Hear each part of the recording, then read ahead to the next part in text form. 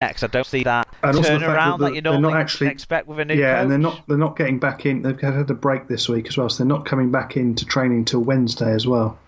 So whoever that coach is that's there on Wednesday, if there even is one, hasn't got that long to work with them to put things right before the game. And I just feel after last week, there's a lot to put right. Yeah. No, I've gone the Roger Millwood Trophy champions, Castleford to win this one as well. Fair enough. Championship, we couldn't pick one game of the week. We had to pick two. And to be honest, we could have picked more with one big game with relegation question marks around it. But we're not talking about that one. We're going to talk about Toulouse versus London and Halifax versus Featherstone. And I just think Toulouse at home score too many points. London have been a side in the second half of this season that concede plenty of points. I think it's going to be a Toulouse win in a high-scoring affair. And then the other one is really hard to call. I think Featherstone have just about got a better playing squad available, especially with some of the Halifax players that they might have expected to have on loan or dual reg being part of the cast setup at the moment with some of the injuries they've had. So uncertainty about getting those guys available when they're playing on the same day as Cass. So because I think people like Mitch Clark, James Green will be in the Cass 19. Yeah. So Fev for me. What about you? I've gone same way, Toulouse. I think again at home, again London can be scratchy in defence, and they don't capitalise on their opportunities. So I can see that, and I think Fev, given the quality they've got available, as you say, and their general confidence they'll have coming off that big win as well, should give them enough against a team that they've got some beef with and they want to beat. Okay, League One game of the week is two of the top five, two of the teams jostling for those playoff places. It's Workington hosting Hunslet. Who do you think is going to win this one? I can see Hunslet doing this one actually.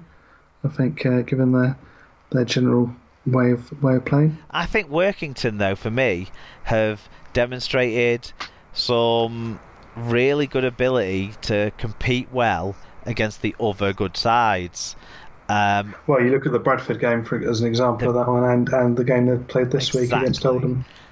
So I'm going to go for Workington for that reason. Okay, NRL Brit picks. Storm versus the Dragons Thursday at 10:50. You can watch Graham and Widdop on Sky. Bulldogs versus the Raiders Saturday 10:35am. You can also follow that one on Sky. So might be our first time to properly get our eyes around Josh Hodgson this season for those who don't have the Watch NRL app. Okay, that is next week looked forward to in completeness. We're now going to finish the show with a little bit of a wrap up.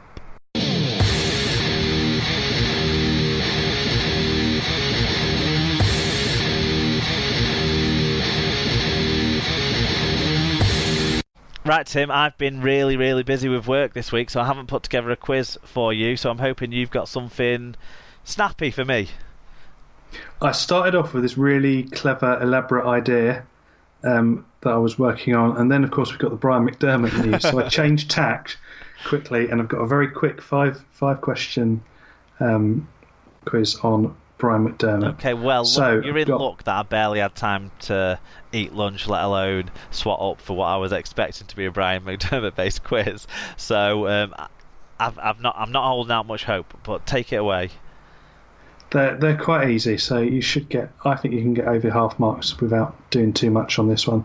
So, firstly, whilst when he was playing amateur rugby league and before, what was Brian McDermott's original occupation? Well, he was in the army. He was a Marine. I don't know if that would class as his occupation. Yeah, Royal Marine. Okay. So, okay. There we go. So that's one out of 5. Secondly, with which team did he get his first coaching job? Harlequins RL. Incorrect. He was before that an assistant at the Huddersfield Giants. Then he went as an assistant at Leeds, and then he moved down to take the Quins job. Right, okay. So, third question, so you're 1-on-1.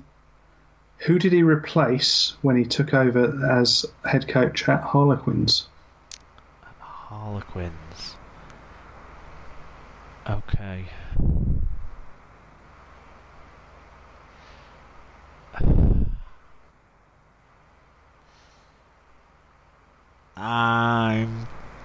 I have to say Tony Ray because I can only think of Tony Ray other than people that came after Brian McDermott.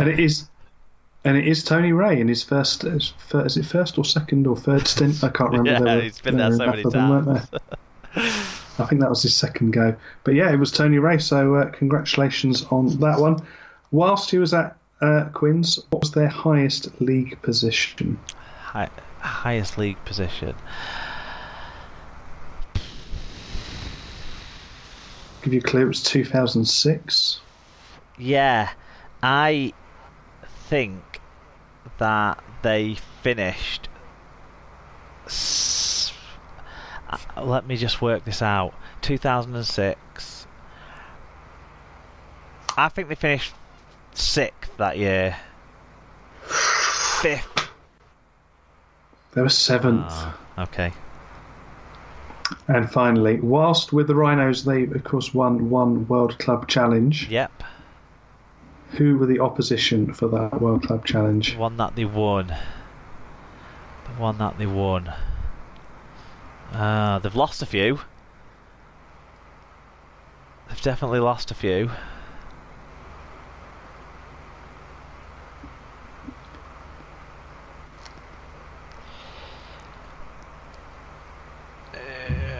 Manly.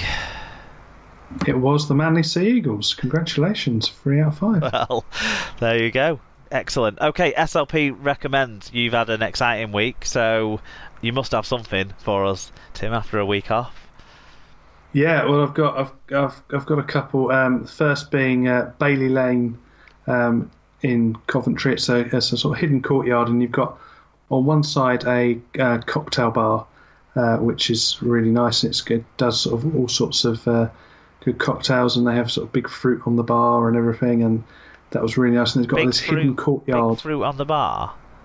Yes, they've got just like, a bowl with massive fruit in it that they use in the cocktails, like giant grapefruit and big lemons and that sort of thing. Wow, right. I shouldn't be as flummoxed by big fruit as I am, but you mean like not normal fruit Flummoxed you get by big fruit in the supermarket? Oh no, it's just a big bowl of it, and then you've got some big. This is what I'm trying to work out. Is the way the fruit is delivered on a big scale, or is the fruit itself bigger than normal fruit? It's probably average to larger size fruit, but it's just presented in such a way that it looks very emphasises it even fruitful. More. Yeah. Okay. You've also then on the other side of the courtyard, you've got a tea bar and a coffee shop during the day. So it does nice big cake and tea and coffee and all sorts of great things there. And it's right round the corner from Coventry Cathedral. So if you want to go for a visit to the cathedral, there's it's well worth doing. Really good, really nice in there if you like that sort of thing. But then just round the corner, it's a nice hidden courtyard. There's some signs that say hidden courtyard as well, so it's not that hidden. But then there's some night, and like a night like Saturday where it was clear and warm. It was absolutely perfect for sitting out there and having a few drinks and enjoying ourselves. So that was a very enjoyable evening Saturday. Before we did the classic thing where we went on to a club, some of us, me and a few of the couple of the staff. But I did that thing where you get in the queue for the club and you think, nah, this isn't going to work. So I walked 10 minutes to get there, and I was like, no, off I go. And apparently Idris Elba was making an appearance at the club. Which is bizarre. But so you missed out on meeting Idris Elba. Yeah, but equally I didn't fancy paying 15 quid or whatever it was to get in to see him. I'm not that bothered. Fair play. But, yeah, and the other one was just Rome in general as a place to go and visit, go for a holiday and go for a city break. It was very nice. I think 4 days that I was there was about perfect. That was sort of time to go and explore. And it was lucky for us that everywhere pretty much from our hotel was in walking distance. I mean, it was a fairer walk, but the subway is quite chaotic and doesn't necessarily get you that close to a lot of places. But it was quite fine to walk everywhere. I think I did sort of 16,000 steps on most days, according to my watch. But it was a fair walk, but it was quite nice. And there's loads of little things. Rome is one of those cities that everything's sort of piled in on top of each other, so you find lots of little things just in between walking to different places, if that makes sense. Yeah, no, of course, yeah. A couple of my work colleagues have been to Rome recently. One of them described it as just a pile of old bricks, and the other one really likes the city. So mixed reviews there. So I'm glad that you were able to round out the positives a bit more. There was one bit I didn't get to do, which I'd like to do if I go back another time. Is there's a museum of cinema there, which includes some of Fellini's sets from when he was director, and he used to have an apartment in the studio as well, which is kept as it was. So that sounded quite fun to go and visit. Unfortunately, I couldn't squeeze it in after I'd been queuing at the Vatican for so long. My plan was to do that in the afternoon, but that sort of got eaten away, unfortunately. But did you know that the term paparazzi wasn't actually a term before Fellini made it up and used it in a film? Oh, right. No, I did not know that. It wasn't a real Italian word. They just made it up. Fair enough. So it wasn't Lady Gaga who invented it then? It was not the Miss Gaga, no. Fair enough then. That's, good information. What's your recommends this week? My SLP recommends is the Beer Engine in Sheffield. It's a pub that is sort of on just outside the Ring Road, the city centre, sort of. I don't know what road it's actually on, but it's between Ecclesall Road and. I'm going to guess, being Sheffield, it's up a hill. It's not up a hill. It's in a hollow, as it were. It's on pretty level ground. You don't have to climb up to it.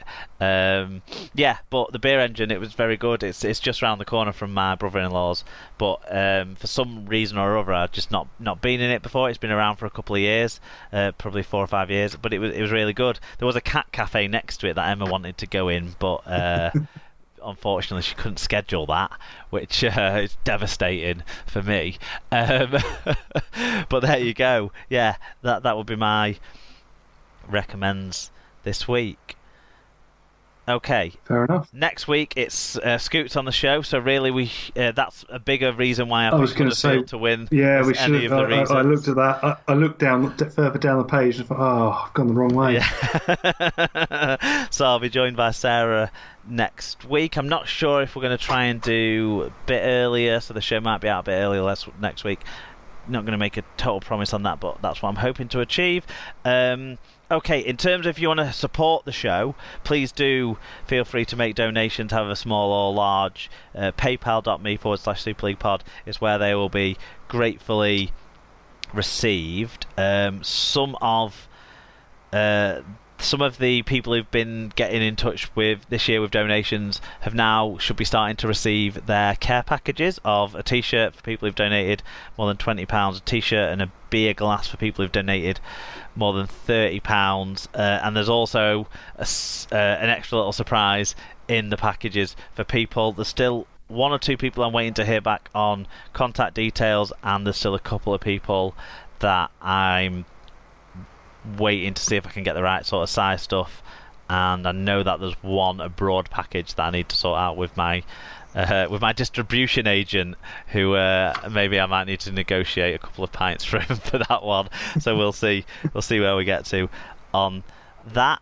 But please do feel free to make donations. The money that we get, some of it's going to be reinvested back into more merchandise. I've got a couple of ideas of things to do on that line, and then what's left over will be donated back into either charity endeavours within the sport, or back into the grassroots of the sport come the end of the season. We'll see what the final balance is to settle up there. People, make sure you find the show on social media and share the show on social media. So it's Super League Pod.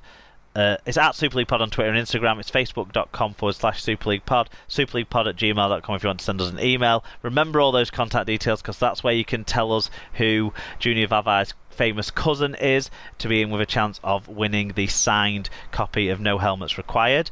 Superleaguepod.com is where you'll find the blog. You'll also find